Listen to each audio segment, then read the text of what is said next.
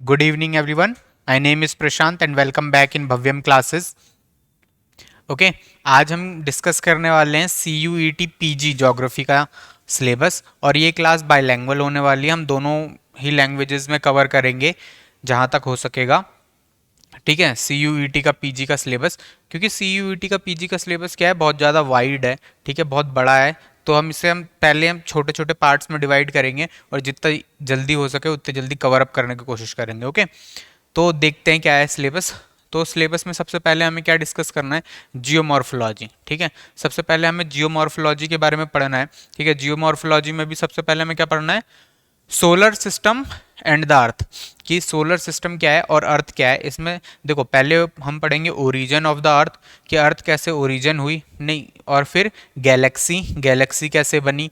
ठीक है, फिर गैलेक्सी से अर्थ कैसे बना, अर्थ से और अर्थ के आसपास के सारे प्लैनेट्स कैसे बने। ठीक है, तो हम ओरिजिन पढ़ेंगे और डिफरेंट डिफरेंट स्कॉलर्स ने जो विथ थ्योरी दी थी ओरिजिन से रिलेटेड वो पढ़ेंगे।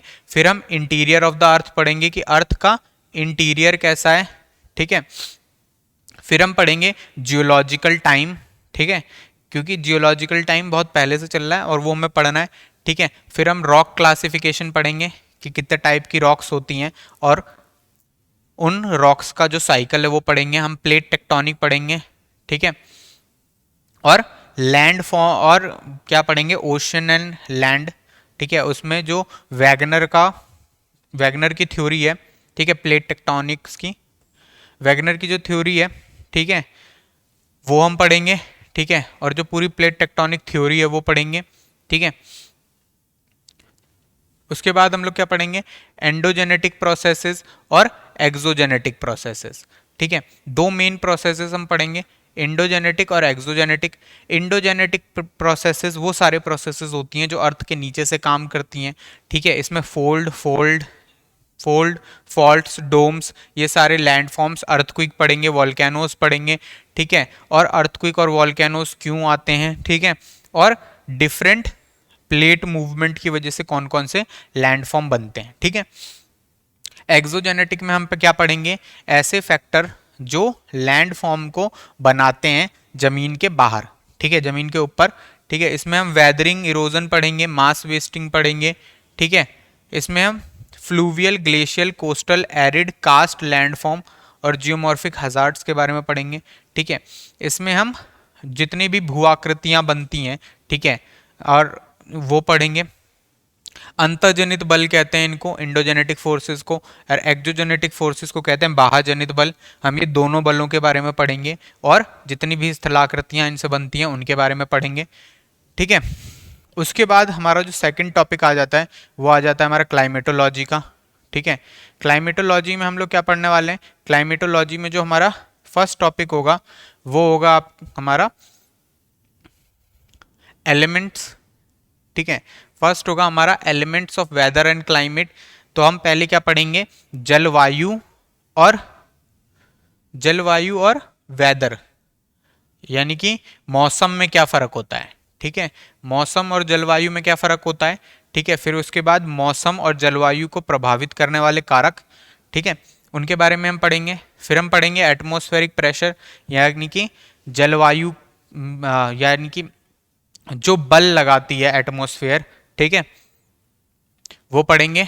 उसमें भी हम क्या पढ़ेंगे, वर्टिकल और हॉरिजॉन्टल मूवमेंट पढ़ेंगे, यानी कैसे हवाएं इफेक्ट करती हैं वर्टिकली और हॉरिजॉन्टली कैसे बहती हैं।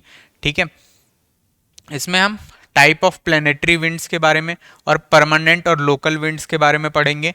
ठीक है, इसमें हम डिफरेंट टेम्परेचर और इन्वर्जन ऑफ टेम्परेचर के बारे में पढ़ेंगे। ठीक है, और हम क्या पढ़ेंगे, एटमॉस्फेयर मॉइस्चर, यानी कि जो वो है एटमॉस्फेयर में जो मॉइस्चर है, यानी एटमॉस्फेयर में जो नमी है ना, उन सब चीज़ों के बारे में हम डिस्कस करेंगे। इसमें हम क्या पढ़ेंगे, ह्यूमिडिटी पढ़ेंगे, आर्द्रता। ठीक है, एवोपोरेशन, यानी कि इवोपरेशन, कंडेंसेशन, ये सब पढ़ेंगे हम। ठीक है, हाइड्रोलॉजिकल साइकिल या वाटर साइकिल पढ़ेंगे, जल चक्र के बारे में हम पढ़ेंगे। ठीक है, उसके बारे में हम आप मॉनसून पढ़ेंगे, सीजन कैसे और कितना डिस्ट्रीब्यूशन है, कैसे सीजन्स फैले हैं, कैसे सीजन्स वर्क करते हैं, ये सब हम पढ़ेंगे।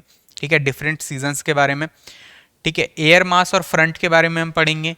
ठीक है, जो बड़े बड़े वायु के एयर मास होते हैं उनके बारे में हम पढ़ेंगे कि ये कैसे चलते हैं, कैसे साइक्लोन आता है, कैसे चक्रवात बनते हैं, चक्रवातों को किस जगह पे क्या कहा जाता है। ठीक है, और एल नीनो ला नीनो क्या होते हैं, सदर्न ऑसिलेशन क्या होता है, ये सब हम इसमें पढ़ेंगे। उसके बाद हम क्या करेंगे, जलवायु का वर्गीकरण यानी कि क्लाइमेटिक क्लासिफिकेशन, जो कोपन ने दिया है, त्रिवार्था और थॉर्नवेट ने दिया है। ठीक है, उन तीनों के हम क्लासिफिकेशन पढ़ेंगे। ठीक है, आप लोगों ने कभी ना कभी पढ़ाई होगा क्लाइमेटिक क्लासिफिकेशन, बट हम इसमें क्या है थोड़ा मेमोराइज करने की कोशिश करेंगे ताकि वो चीज़ें हमें याद भी रहें। ठीक है, अब चलो, हमारा जियोमॉर्फोलॉजी हो गया, क्लाइमेटोलॉजी हो गया। अब क्या है, अब हमारे पास है ओशियनोग्राफी। ठीक है, ओशियनोग्राफी में हमारे पास क्या है, ओशियनोग्राफी में यानी कि ओशियनोग्राफी में हमारे पास पहले तो surface configuration of ocean floor यानी कि जो समुद्र है। ठीक है, समुद्र विज्ञान है।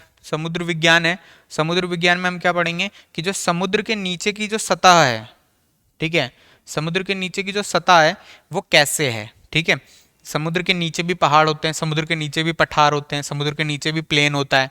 तो हम उन पठार, प्लेन और बाकी सारे जितनी भी जल के अंदर स्थलाकृतियां उनको पढ़ेंगे। ठीक है, सबमर्ज लैंडफॉर्म्स के बारे में पढ़ेंगे हम, ट्रेंचेस पढ़ेंगे, पैसिफिक ओशियन, पैसिफिक, अटलांटिक और इंडियन ओशियन का जो बॉटम है उसको हम स्टडी करेंगे। ठीक है, उसके बाद हम क्या पढ़ेंगे, distribution of temperature and salinity यानी कि लवणता और ताप, डिस्ट्रीब्यूशन ऑफ लवणता और ताप। ठीक है, कि कैसे लवणता और ताप फैले हुए हैं पूरे ओशियन पे, यानी कि कहाँ पे पानी ज़्यादा गर्म है, कहाँ पानी ठंडा है, कहाँ पानी ज़्यादा नमकीन है, कहाँ पानी कम नमकीन है। ठीक है, कहाँ हीट ज़्यादा है और कहाँ सैलिनिटी ज़्यादा है। ठीक है, इसका डिस्ट्रीब्यूशन पढ़ेंगे हम। ये पढ़ेंगे कि करंट कैसे बहती है पैसिफिक, इंडियन और अटलांटिक ओशियंस में। ठीक है, और थ्योरीज पढ़ेंगे कोरल रीफ से रिलेटेड, कैसे कोरल रीफ बनती हैं और कैसे सबमर्ज्ड होती हैं। ठीक है, ये हमारे बेसिक है। ठीक है, 3 हो गया हमारा जियोमॉर्फोलॉजी। ठीक है, भू आकृति विज्ञान हो गया हमारा। ठीक है, क्लाइमेटोलॉजी हो गया यानी कि जलवायु विज्ञान भी हो गया हमारा, और ओशियनोग्राफी और समुद्र विज्ञान भी हो गया हमारा। ठीक है, चलो 3 टॉपिक हमारे हो गए। उसके बाद क्या है, उसके बाद है हमारा बायोजियोग्राफी। ठीक है, बायोजियोग्राफी में हमें क्या पढ़ना है, बायोजियोग्राफी में ये थोड़ा एनवायरनमेंट से रिलेटेड टॉपिक है बायोजियोग्राफी। ठीक है, बायोजियोग्राफी में हमें बायोस्फीयर के बारे में पढ़ना है। ठीक है, हमें क्या है, हमारे जितने भी आसपास की चीज़ें हैं उनके बारे में पढ़ना है, मीनिंग और कॉन्सेप्ट समझना है पहले। बायोजियोग्राफी का मतलब क्या होता है, क्या क्या हमें इसके अंदर पढ़ना है, क्या नेचर है, क्या स्कोप है, ये सब हमें पढ़ना है पहले उसका। ठीक है, फिर इकोसिस्टम क्या होते हैं, पारिस्थितिकी तंत्र क्या होता है, ये सब हमें पढ़ना है। ठीक है, फिर हमें फंक्शन देखना है कि एक पारिस्थितिकी या एक इकोसिस्टम कैसे फंक्शन करता है। ठीक है, कैसे ट्रॉपिक लेवल्स होते हैं, कैसे एनर्जी फ्लो होती है उनके अंदर, कैसे एक साइक्लिक नेचर होता है, फूड चेन, फूड वेब, ये सब चीज़ें हम इसके अंदर पढ़ेंगे। ठीक है, ह्यूमन का क्या इंटरेक्शन होता है एनवायरनमेंट के साथ, और ह्यूमन और एनवायरनमेंट के इंटरेक्शन पे कैसे कंट्रोल किया जाना चाहिए, कैसे एनवायरनमेंट को सेव किया जाना चाहिए, यह सब सारी चीज़ें इसके अंदर पढ़ने वाले हैं। ये एनवायरनमेंट से रिलेटेड है। ठीक है, चलो उसके बाद हमारा टॉपिक क्या है, उसके बाद है हमारा फिजिकल ज्योग्राफी। उसके बाद क्या है हमारा फिजिकल ज्योग्राफी ऑफ इंडिया। ठीक है, इसमें हम फिजिकल ज्योग्राफी पढ़ेंगे यानी कि भौतिक भूगोल पढ़ेंगे, किसका, भारत का भौतिक भूगोल। ठीक है, इसमें हम लैंड ऑफ डिवीजन पढ़ेंगे यानी कि लैंड कैसे कैसे बटी है, हिमालयन रेंज है, ठीक है, प्लेट्यू रीजन है, डक्कन प्लेट्यू है। ठीक है, उसके बाद हमारा ईस्टर्न कोस्टल बेल्ट है, वेस्टर्न कोस्टल बेल्ट है, थार डेजर्ट है। ठीक है, उन सारी चीज़ों को हम पढ़ेंगे, फिजिकल डिवीजन को पढ़ेंगे, ड्रेनेज पैटर्न और सॉइल को पढ़ेंगे। ठीक है, यानी भू आकृतियों को पढ़ेंगे। ठीक है, और हम जितनी भी नदियां हैं नदियों के बारे में पढ़ेंगे और मिट्टी के बारे में पढ़ेंगे। ठीक है। क्लाइमेट, जलवायु में हम क्या पढ़ेंगे कि भारत की जलवायु कैसी है, कौन कौन से सीजन भारत में आते हैं, ठीक है, कितने दिन तक रहते हैं, पानी कहाँ कहाँ ज़्यादा होता है, कहाँ कहाँ कम होता है, कहाँ टेम्परेचर ज़्यादा है, कहाँ टेम्परेचर कम है, ये सारी चीज़ें हम इसमें पढ़ेंगे। हम इसमें मेन फोकस किस पे देंगे, मॉनसून पे। ठीक है। उसके बाद क्या है, उसके बाद है मिनरल एंड पावर रिसोर्सेज। इसमें हम क्या पढ़ेंगे, जितने भी खनिज हैं और जितने भी ऊर्जा पदार्थ हैं हमारे पास, वो सब कहाँ कहाँ डिस्ट्रीब्यूटेड हैं। ठीक है, यानी कहाँ कोयला मिलता है, कहाँ आयरन मिलता है, कहाँ लो मिलता है, ये सब चीज़ें हम पढ़ेंगे। ठीक है। उसके बाद हम आ जाते हैं, जैसे कि ज्योग्राफी के दो पार्ट होते हैं। ठीक है, जैसे कि ज्योग्राफी के दो पार्ट होते हैं, फिजिकल ज्योग्राफी और ह्यूमन ज्योग्राफी। तो अभी तक हमने क्या पढ़ा, फिजिकल ज्योग्राफी में जियोमॉर्फोलॉजी, ओशियनोग्राफी, क्लाइमेटोलॉजी और फिजिकल ज्योग्राफी ऑफ इंडिया। अब हम किसके बारे में पढ़ेंगे, ह्यूमन ज्योग्राफी के बारे में। ठीक है, तो चलो ह्यूमन ज्योग्राफी में हमें क्या पढ़ना है, ह्यूमन ज्योग्राफी में पहले हमें पढ़ना है ज्योग्राफिकल थॉट। ठीक है, ज्योग्राफिकल थॉट, इसकी बुक बहुत अच्छी है माजिद हुसैन की। ठीक है, उसे प्रेफर करके हम चलेंगे। ठीक है, और पहले नेचर एंड स्कोप समझेंगे, ब्रीफ हिस्ट्री पढ़ेंगे ज्योग्राफी की कि ज्योग्राफी कैसे एक सब्जेक्ट बना। ठीक है, कैसे कैसे इसने डेवलपमेंट की और कैसे कैसे अलग अलग सब्जेक्ट से जुड़ते जुड़ते ये एक इतना बड़ा सब्जेक्ट बना। ठीक है, उसके बाद हम पढ़ेंगे कि जो डिफरेंट डिफरेंट लोग थे उन्होंने ज्योग्राफी में क्या कंट्रीब्यूशन दिए। रोमन्स का क्या कंट्रीब्यूशन था, ग्रीक ने क्या दिया, ठीक है, इंडियन ज्योग्राफर्स ने क्या दिया, चाइनीज इंडियन स्कॉलर्स का, सबका कंट्रीब्यूशन हम पढ़ेंगे। और जितने भी लोग थे जैसे कि होमर, थाल्स, एनेक्सिमेंडर, ठीक है, उसके बाद जितने भी मॉडर्न थिंकर्स थे, हमबोल्ट, कार्ल रिटर, इन सब के बारे में हम पढ़ेंगे। ठीक है, ब्रीफ थोड़ा। ठीक है, उसके बाद हम डुअलिज्म पढ़ेंगे, द्वैतवाद। भूगोल में द्वैतवाद होता है। ठीक है, यानी कि एक ही चीज को करने के दो तरीके, या फिर एक ही चीज का दो पार्टीशन हो जाता है, वो द्वैतवाद है। ठीक है, डुअलिज्म है। डुअलिज्म में हम क्या पढ़ेंगे, फिजिकल वर्सेस ह्यूमन। ठीक है, कि हम ज्योग्राफी को फिजिकल सब्जेक्ट माने या ह्यूमन सब्जेक्ट माने, या ह्यूमन तरीके से देखें। ठीक है, किसको ज़्यादा इंपॉर्टेंस दे, फिजिकल वर्ल्ड को या ह्यूमन वर्ल्ड को। फिर हम क्या देखेंगे, रीजनल या सिस्टमैटिक, कि हम चीज़ों को सिस्टमैटिक तरीके से पढ़ें या फिर किसी एरिया के हिसाब से पढ़ें। ठीक है, उसके बाद हम देखेंगे कि ज़्यादा क्वांटिटी को लाएं या फिर ज़्यादा क्वालिटेटिव को लाएं। ठीक है, या कि ज़्यादा मैथमेटिक्स वगैरह का यूज़ करें। ठीक है, लॉ मेकिंग हो या फिर डिस्क्रिप्टिव हो। ठीक है, ऐसे हम पढ़ेंगे। पैराडिज्म शिफ्ट पढ़ेंगे इसके अंदर। ठीक है, सिलेबस थोड़ा वास्ट है इसीलिए जल्दी करना है और थोड़ा धीरे धीरे, मतलब शॉर्ट शॉर्ट में पढ़ाने की कोशिश करेंगे क्योंकि ये बहुत बड़े बड़े चैप्टर हैं। ठीक है, ऑलमोस्ट पूरा सिलेबस ही डाल दिया है एमए का। ठीक है, इसके अंदर एंट्रेंस के अंदर। ठीक है, अब क्या है, पॉपुलेशन ज्योग्राफी। पॉपुलेशन ज्योग्राफी में हम क्या पढ़ना है, पॉपुलेशन ज्योग्राफी में हमें जो रीजनल ग्रुप्स और कल्चर है, सिस्टम है, वो पढ़ना है।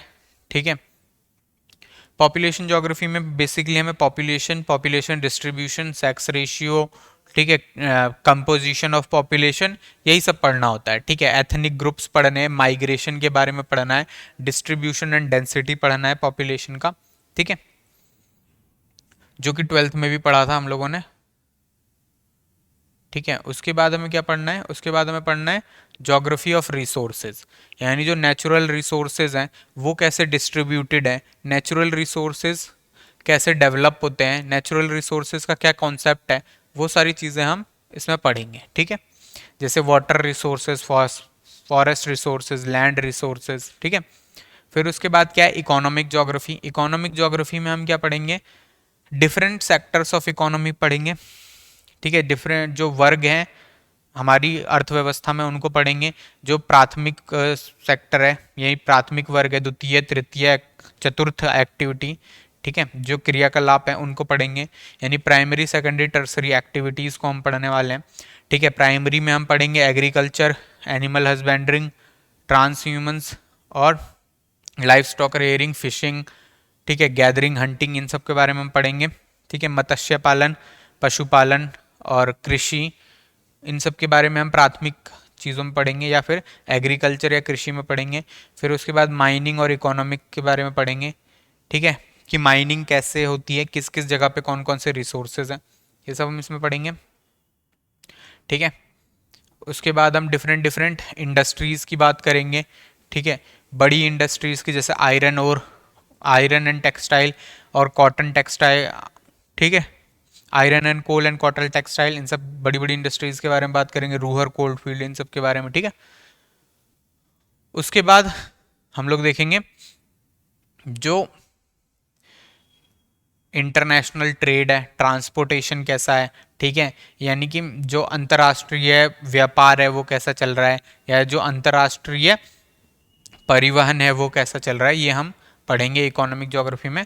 उसके बाद हम आएंगे ह्यूमन ज्योग्राफी ऑफ इंडिया पे, यानी कि अब हम क्या है, इंडिया का ह्यूमन ज्योग्राफी देखेंगे। इसमें क्या है, कल्चरल लैंडस्केप पढ़ेंगे पहले कि पॉपुलेशन ग्रोथ कितनी है, डिस्ट्रीब्यूशन डेंसिटी, यानी कि जनसंख्या वृद्धि कैसे हो रही है, जनसंख्या का विस्तार कहाँ है, जनसंख्या का घनत्व कितना है, कहाँ है। ठीक है, हम जनसंख्या के बारे में पहले पढ़ेंगे। फिर हम कृषि के बारे में पढ़ेंगे, किसकी कृषि, भारत की कृषि के बारे में पढ़ेंगे। भारत की जनसंख्या के बारे में पढ़ेंगे। भारत की इंडस्ट्री के बारे में बात करेंगे। भारत में शुगर इंडस्ट्री, भारत में इंडस्ट्रियल रीजन के बारे में पढ़ेंगे। ठीक है, जैसे डिफरेंट डिफरेंट इंडस्ट्रियल रीजन्स हैं उनके बारे में पढ़ेंगे। मुंबई, कोलकाता, दिल्ली, बेंगलुरु, ये सब क्या है, बड़े बड़े इंडस्ट्रियल रीजन्स हैं। ठीक है, ट्रांसपोर्ट नेटवर्क के बारे में पढ़ेंगे, रीजनल डेवलपमेंट के बारे में पढ़ेंगे कि कैसे हम धीरे धीरे डेवलप कर रहे हैं इंडिया को। ठीक है, रीजनल डेवलपमेंट में भी सोशियो इकोनॉमिक डेवलपमेंट पढ़ेंगे हम। Impact of development policies on economy पढ़ेंगे कि और एनवायरनमेंट पे क्या असर पड़ रहा है हमारे डेवलपमेंट से इंडिया के अंदर। ठीक है, ये सारी चीज़ें हम इसके अंदर पढ़ेंगे। ठीक है, चलो, और जो सबसे हार्ड पॉइंट है और जो सबसे हार्ड टॉपिक है इन सब में, वो है जोग्राफिकल टेक्निक।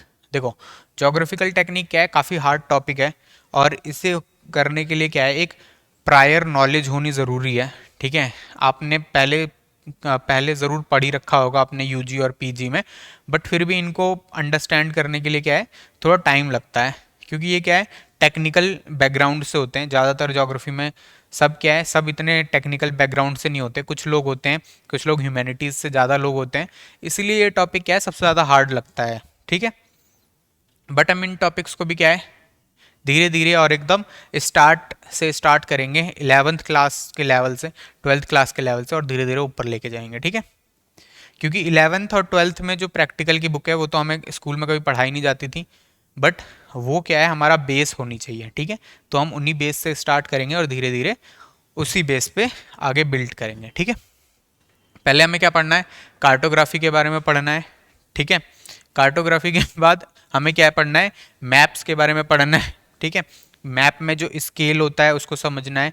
ठीक है, कि मैप में और कितने टाइप के स्केल होते हैं। ठीक है, नॉमिनल स्केल होता है। ठीक है, और उसके बाद में कंस्ट्रक्शन देखना है कि कैसे कंस्ट्रक्ट करते हैं हम ग्राफ्स को। ठीक है, हम ऊपर ऊपर से ही देखेंगे, इतना ज़्यादा डीप में पढ़ने की ज़रूरत नहीं है। ठीक है, मेथड ऑफ प्रोडक्शन पढ़ेंगे कि कैसे हम बना सकते हैं। ठीक है, और मैप जनरलाइजेशन के बारे में पढ़ेंगे, कितने टाइप के मैप होते हैं और कैसे कैसे उनका यूज़ होता है। ठीक है, जनरल प्रिंसिपल्स के बारे में पढ़ेंगे। ठीक है, और method of collection of weather data के बारे में पढ़ेंगे कि हम कैसे वेदर से रिलेटेड डाटा यूज़ कर सकते हैं, कैसे डिफरेंट डिफरेंट इंस्ट्रूमेंट्स का यूज़ कहाँ कहाँ होता है। ठीक है, जैसे रेनोग्राफ का इस्तेमाल कहाँ होता है। ठीक है, विंड को नापने के लिए कौन सी मशीन यूज़ होती है। ठीक है, रेन गेयर्स का कहाँ यूज़ होता है। ठीक है, जो वेदर थर्मामीटर है वो कैसे इस्तेमाल होते हैं। ठीक है, इन सब चीज़ों के बारे में हम पढ़ेंगे। आइसोथर्म्स, आइसोबार, आइसोहेड्स, आइसो हेलाइंस, इन सब लाइंस का मतलब क्या होता है। ठीक है, ये सब इसमें हम पढ़ेंगे। उसके बाद क्या है, उसके बाद है इसमें सर्वेइंग टेक्निक्स, कि सर्वे कैसे किया जाता है। ठीक है, जो बेस लेवल सर्वे होता है वो क्या होता है, चेन टेप सर्वे होता है वो क्या होता है। फिर उसके बाद मेन फोकस कहाँ देंगे हम, स्टैट्स पे। ठीक है, क्योंकि स्टैट्स सबसे ज़्यादा इंपॉर्टेंट है। ठीक है, यूजीसी नेट के प्रिपरेशन के लिए भी स्टैट्स इंपॉर्टेंट है और पीजी के लिए भी स्टैट्स इंपॉर्टेंट है। ठीक है, बाकी सब प्रैक्टिकल उतना इंपॉर्टेंट नहीं है, खाली मैप इंपॉर्टेंट है, कार्टोग्राफी और सैम्पलिंग। ठीक है, इसमें से तो बेयरली कोई कुछ पूछता है। ठीक है, मेन चीज़ हमें क्या, किस पे ध्यान देना है, स्टैट्स पे, और उससे भी ज़्यादा ध्यान देना है रिमोट सेंसिंग और जीआईएस पे। ठीक है, ये खुद में एक बहुत बड़ा सब्जेक्ट है। ठीक है, स्टैट्स में भी हमें क्या है, ज़्यादा नहीं पढ़ना, मीन मीडियन मोड पढ़ना है, सेंट्रल टेंडेंसी पढ़ना है और डिस्पर्जन पढ़ना है, कोरिलेशन रिग्रेशन वगैरह पढ़ना है। ठीक है, बस सैम्पलिंग टेक्निक पढ़ना है। ठीक है, और टेस्ट ऑफ सैम्पलिंग, हाइपोथेसिस वगैरह के बारे में थोड़ा बहुत पढ़ना है। ठीक है, बस। ठीक है, इसमें भी काई स्क्वायर टेस्ट, ये सब छोटे मोटे टेस्ट के बारे में पढ़ना है। ठीक है, बस उसमें भी क्या है, बस बेसिक लेवल की नॉलेज होनी चाहिए, आपको इतना डीप अंडरस्टैंडिंग नहीं भी होगा तब भी चलेगा। बस क्या है, आपने वो टॉपिक एक बार कभी या तो देखा हो या पढ़ा हो, ये इंपॉर्टेंट है। ठीक है, रिमोट सेंसिंग एंड जीआईएस, ये थोड़ा लेंदी टॉपिक होने वाला है और ये थोड़ा इंटरेस्टिंग टॉपिक भी है। ठीक है, रिमोट सेंसिंग और जीआईएस में क्या है कि क्या होता है, कैसे यूज़ होता है, एरियल फोटोग्राफी क्या होती है, सैटेलाइट इमेज क्या होता है। ठीक है, application of remote sensing technique, हम कहाँ कहाँ इस्तेमाल कर सकते हैं रिमोट सेंसिंग और एरियल फोटोग्राफ को। ठीक है, जैसे land use change, land cover change में कर सकते हैं, फॉरेस्ट कवर चेंज में कर सकते हैं। ठीक है, डिजीज़ इन क्रॉप्स को फाइंड करने में कर सकते हैं। ठीक है, बहुत सारी चीज़ों में उसका यूज़ कर सकते हैं। कॉन्सेप्ट ऑफ जीआईएस और जीआईएस का एप्लीकेशन क्या होता है, नॉन स्पेशियल डाटा क्या होता है, वेक्टर और रास्टर डाटा क्या होता है। ठीक है, और basic principles of global navigation system, GIS GPS के बारे में पढ़ेंगे और ये कैसे काम करते हैं। ज़्यादा बड़ा भी टॉपिक नहीं है, ये हो जाएगा। ठीक है, तो बने रहिए। ठीक है, ये हम टॉपिक धीरे धीरे स्टार्ट करेंगे वन बाय वन, और आई होप ये जल्दी खत्म हो जाएगा। ठीक है, so thank you for listening. If you have any question, leave in the comment box. Okay, चलो।